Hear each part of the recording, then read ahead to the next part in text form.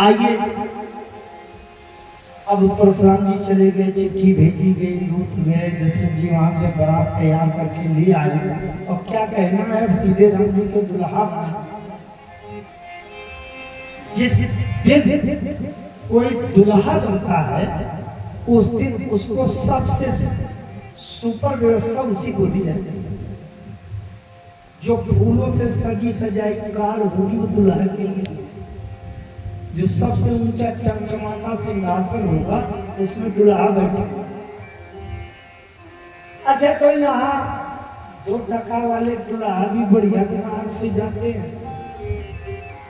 उस समय में कार से चलने का प्रचलन नहीं था। कार तो अभी चली है, हम लोग जब दुल्हा बने हैं तो कार वार नहीं, पालकी में बैठ के जाते थे। आज के उन दुल्हा लोगों का ये सौभाग्य कहाँ, कार तो रोजे की है, रोजे लोग घूमते हैं बैठे, और दुल्हा बन के भी कारे में बैठ गए तो क्या बैठे। हम लोगों को समझो पालकी में बैठे।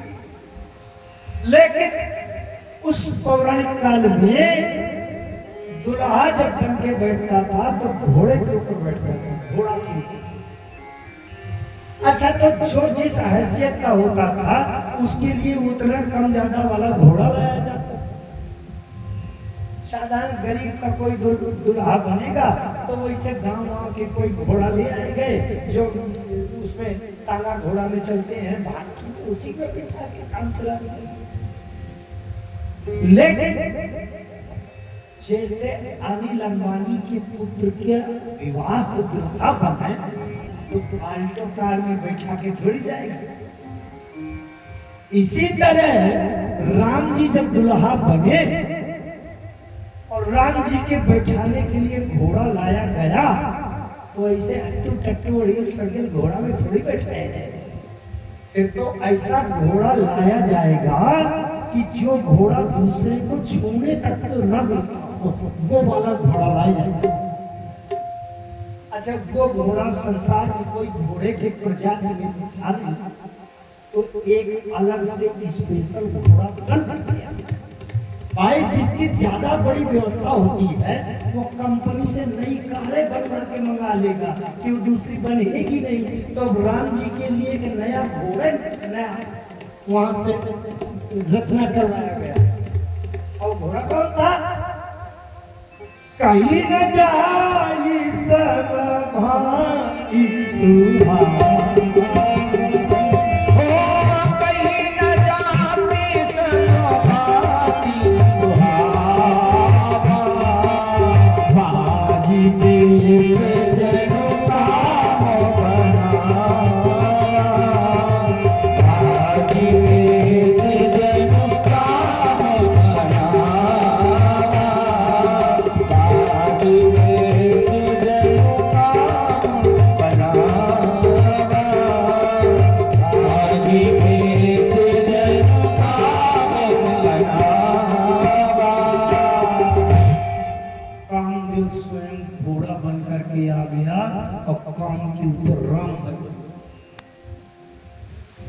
क्या बात है। जब कभी कोई दुल्हा बन के निकलता है सबकी इच्छा होने लगती है थोड़ा देखे दुल्हा कैसा। ये देवियां तो बिल्कुल बेवल हो जाती है, दुल्हा देखना है कैसा। और फिर राम जी अगर दुल्हा बने हैं तो महिलाओं की बात छोड़िए, यहाँ से लेकर ब्रह्मलोक, वैकुंठ लोक, कैलाश तक कोई नहीं रुका। राम जी दुल्हा बनी है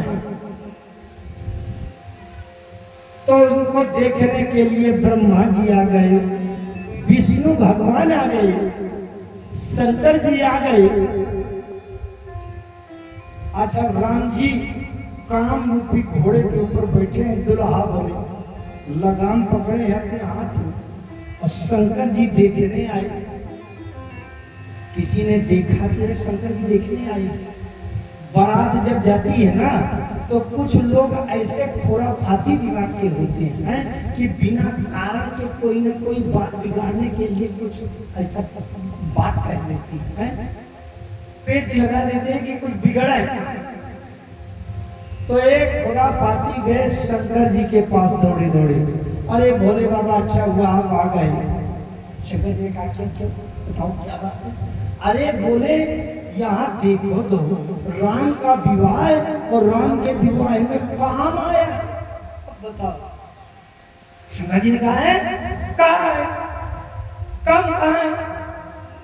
अरे बोले ऐसी जगह में होता कि जिसको कहाँ है करके ढूंढना पड़ता, किसी किनारे कोने में होता तो भी कोई बिगाड़ नहीं था, बल्कि बिल्कुल फ्रंट में सामने जहाँ राम है, कांधे के ऊपर राम बैठे हैं। बताओ आप बढ़िया हुए जो आ गए। इससे शंकर जी से जाकर के इससे बताया इसलिए क्योंकि शंकर जी ने एक बार तीसरा नेत्र खोला था तो कामदेव भस्म हो गया था। उसने सोचा आज फिर से शंकर जी भस्म कर दे काम को तो फिर देखा जाएगा पूरा मामला बिगड़ जाए। शंकर जी ने कहा अच्छा समझ आता।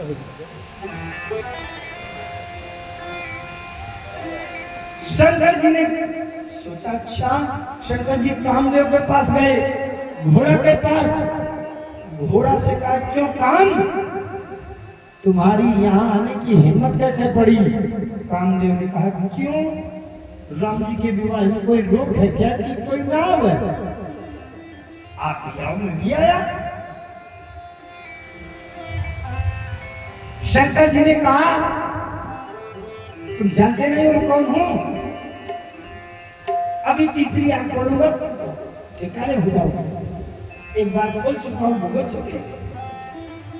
घोड़ा ने कहा खा लो जितनी आंखें हो, आज मैंने डरने वाला नहीं।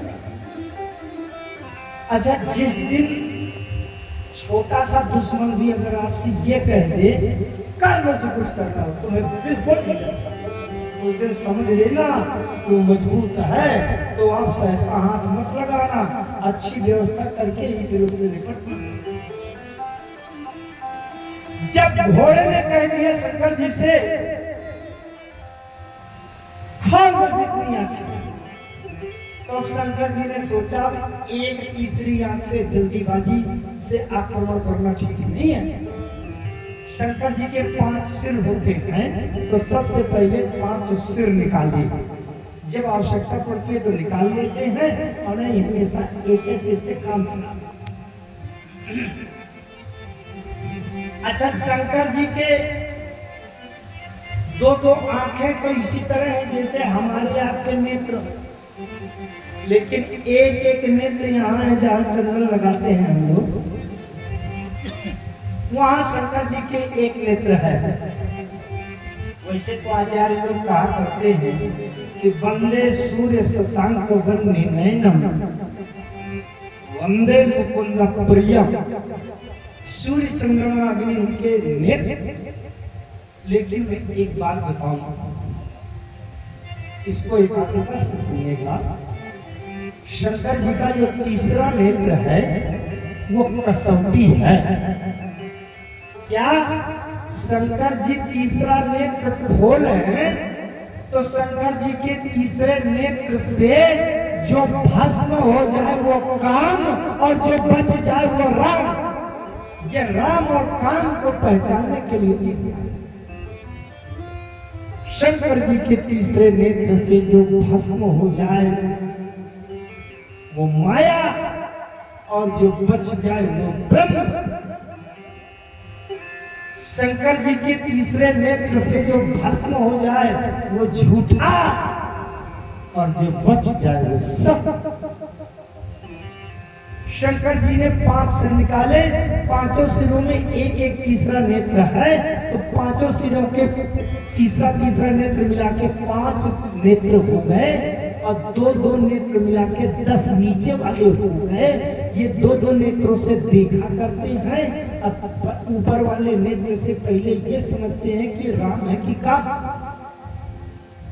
तो सबसे पहले 5 सिरों के तीसरे नेत्र खोल दिए, 5 सिरों में एक एक तीसरा नेत्र कुल मिला के 5 और देखने वाले 10। अगर तीसरे नेत्र से नहीं जला तो शंकर जी समझ जाते हैं कि कि ये काम नहीं, ये राम है, इसलिए इसका दर्शन करना चाहिए।